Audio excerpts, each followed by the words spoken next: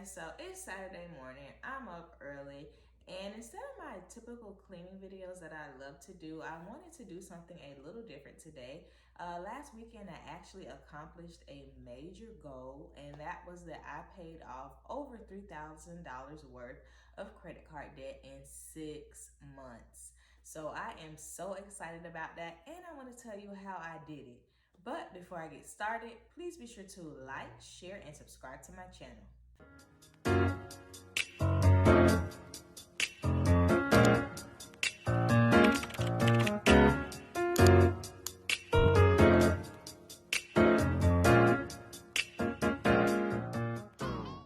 Alright guys, so in August 2020, I kind of just made like a personal decision that I wanted to start paying off my debt.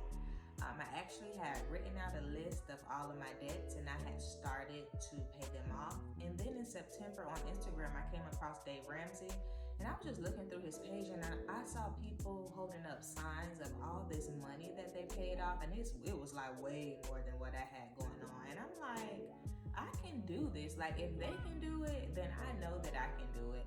And I started following his podcast. I bought his book, The Total Money Makeover.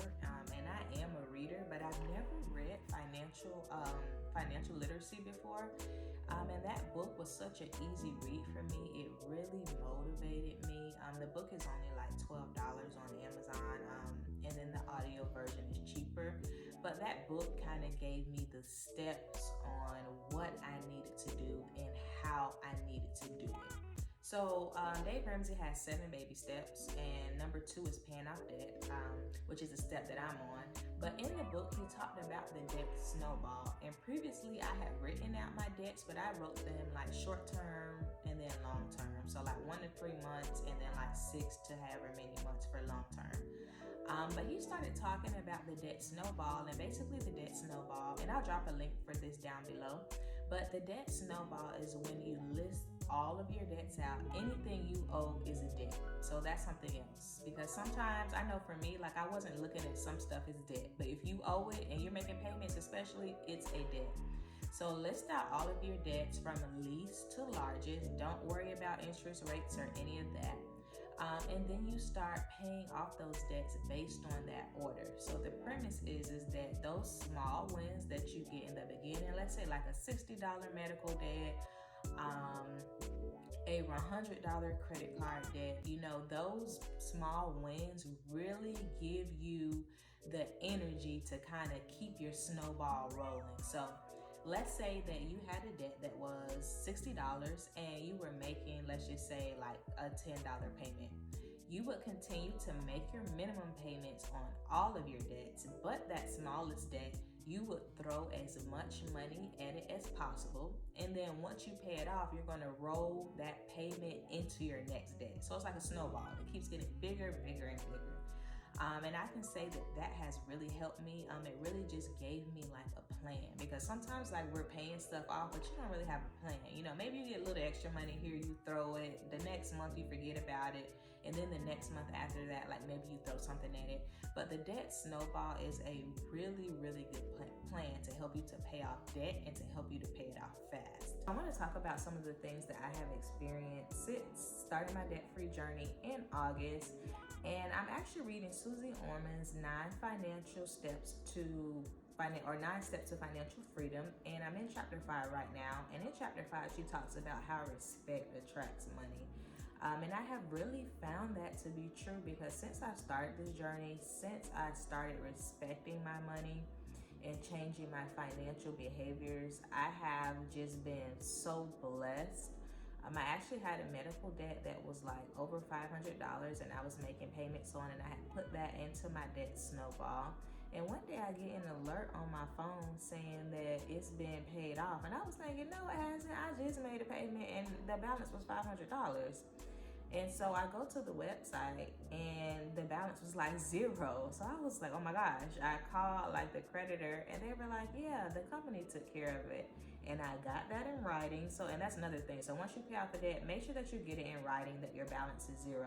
So I got that in writing and I was just like, oh my gosh, like, thank you, Jesus. Like, about an account that I had $500 on was wiped to zero. And I have really just seen that happen again and again over the last 6 months, which has really accelerated my debt-free journey. I've gotten gift cards, I've gotten people who have just, just like sent me things, and it's just been such a great journey. It's not easy. I did have to refine a lot of my behaviors, and I can think of one time I was in a group for something, and one of the people recommended that we go out to dinner. And then they recommended a very fancy and expensive restaurant. And I was like, I had already done my budget and I'm not eating now. And I just was like, I'm not going to be able to go to that. And I felt bad, like, for telling that person, that I'm not going to be able to go. But, you're going to have to tell people no. You're going to have to, just kind of step away from some things. And that is perfectly fine. Don't feel bad about it. You're on a journey, and your journey is for you. And that's what I had to tell myself. That restaurant will always be there. I'll see it again once I'm debt free.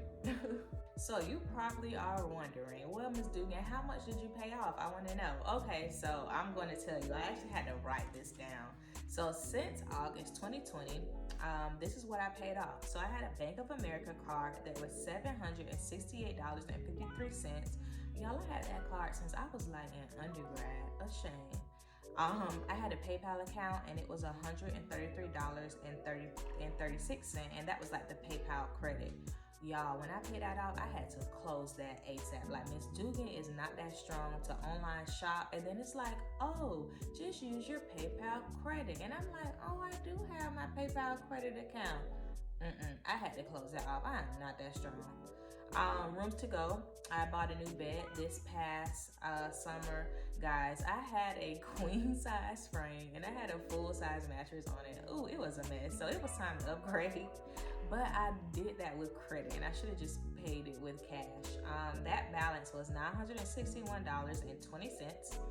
I had another credit card through my bank, and that was $1,710.44 for a grand total of, I feel like I need a drum roll, $3,573.53, all paid off within 6 months. I made my last payment on my credit card account last Saturday, and like, I have been looking at that account. I have been looking at that zero, like, yes, Miss Dugan, you did that. Yes, Miss Dugan.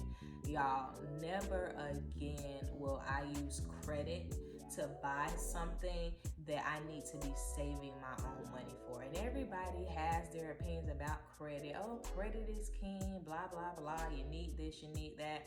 No, we need to be responsible. The borrower is a slave to the lender, and my ancestors paid that cost for me, okay? I don't need to pay it again. So I am not a slave to the lender. I am a queen, and I will act as such. And if I want something that I don't have the money for right now, I'm going to save it. I'm going to use the behaviors that I've been refining over the last 6 months to save for what I want and to just be responsible, because it's really all about behavior, right? And it's about us being responsible. You got to change your behavior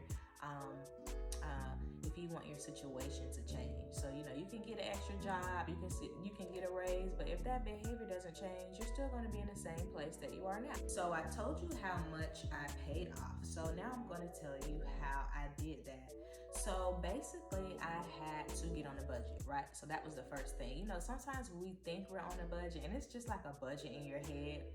And it's really not a budget, okay? So I got on a written budget. I do use the EveryDollar app, and then there's other apps like Mint and other apps like that are free, and you can connect them with your bank.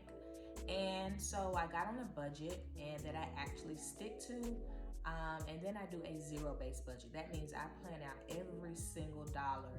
Once I finish budgeting, everything is accounted for.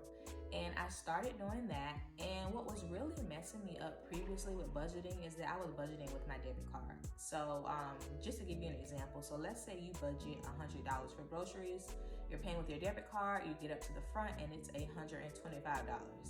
It's a line of people, you're not gonna put anything back. That's embarrassing. So I really had to start using cash, because once you get up there and you only have your cash, and you don't have that debit card, you got to go back and do what you need to do, and that's okay. So I started using cash, and I do use cash envelopes. I do have a video for that, so make sure you check that out. It's budgeting with cash envelopes, and I actually got a new cuter system, so I'll probably do a video on that.